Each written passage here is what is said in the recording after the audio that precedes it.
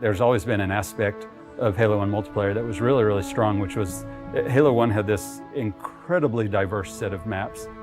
It really was this incredibly focused experience. It had this beautiful simplicity. It's not often that a game just addicts me like that, where I have to keep playing it. It was amazing to me just to see how our entire art team would just go down for entire evenings at a time, right? Just from 4 o'clock till 10 o'clock to just play Halo multiplayer.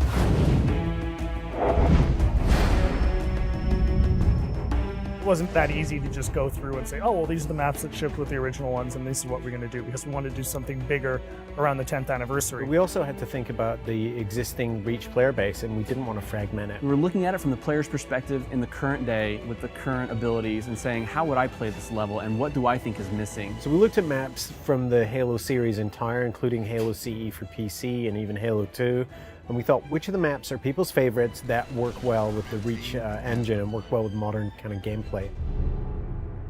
One of the things we kind of came back to was that we wanted people to take a look at the map and immediately think like, oh yeah, I loved that map. Beaver Creek was actually the first map that started the whole conversation of, are we going to enhance the maps or are we going to just do pure remakes? So for each of the maps, we're doing 2 modes. We're doing a classic mode, which is staying as true to the classic map layout as possible. And we're doing a kind of a default tweaked and refined mode. Because you have things like sprint and jetpack, we took the opportunity to put in some new spaces and some new routes. There are tunnels and areas that you can keep the flow of the gameplay moving, so it's not so much of a dead end when you get to the end of the canyon. It's still a small map. It feels bigger than it is. They don't feel as isolated. You feel very much like you're in a world that's alive and in flux. We want you to feel that pang of nostalgia in your chest every time you look at the map.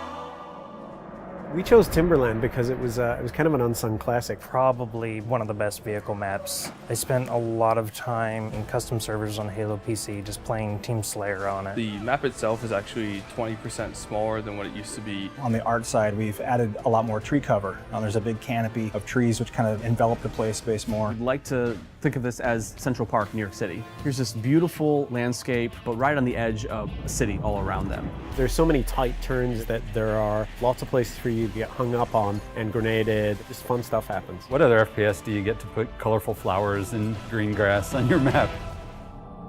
Another example of a map that was gray walls all the way through. I feel like you're just in a box with ramps. We decided to make it a prison by putting it in a place where it couldn't be accessed. We had to open up a lot of walls with windows. We even added glass to the floor. It's an interesting challenge to add navigation or even add new pathways that aren't dominated by jetpack in a purely vertical map. Added bridges and overhangs that change the flow of the map. We don't want to overdo it because if there's too much noise in a confined space, then the map gets just frustrating to navigate. The gameplay's still the same, but it makes you feel like you're in a much more dynamic world. Damnation is a good example of really pretty much purple walls, and that's what represented the Covenant theme. We kind of left it to certain affinity to think about, like, well, can they give this map a context? And I think they started by looking in the room with the waterfalls. We really wanted to give people a sense that they were in this water processing plant or this facility that had to deal with these natural elements. The bottom area at the base of the waterfall, there used to be spaces in between them, so you had to jump from the 3 spaces that extended out. Now it's just a single walkway. You didn't realize the first time you played it in the original, but now there's all these ledges and different opportunities to get around your opponent and flank them that weren't there before. I think with our additions, so you don't accidentally fall to your death all the time, and also the jetpack, that map has really changed a lot, just the general flow, and it's a lot of fun to play. This location we chose is kind of where the genesis of Firefight began. It's a place where you stop and you defend. Traditionally, Firefight, you've never really had the Marines fighting with you, and that's something we were able to do, and we thought, well, if we can pull this off, this is going to be a nice new take on Firefight. Now it's you, your friends, and some buddies, or if you're playing by yourself, now you actually have some help. Honestly, there's just nothing better than hopping online with a buddy, getting in the Warthog, just killing some grunts. It's fun.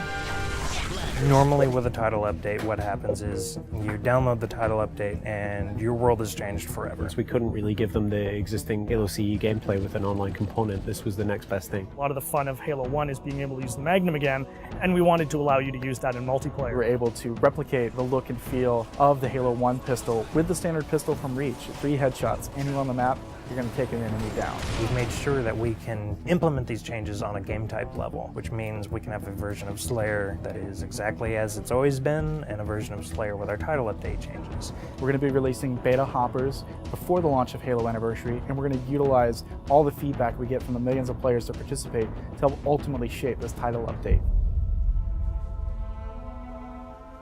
If people take away one thing from the Halo Anniversary DLC, it's the realization that those old classic maps still feel really modern. It's like a brand new map all over again once you get the armor abilities in there. The soul of all of these maps are still very present, and in fact, in many ways, they're enhanced now. Overall, the campaign and the multiplayer, it just hasn't aged in the way that we expected it to feel. And when I switch to classic mode in campaign, or when I play Beaver Creek in multiplayer, it feels new, and it still feels nostalgic, and that's a strange mixture of feelings.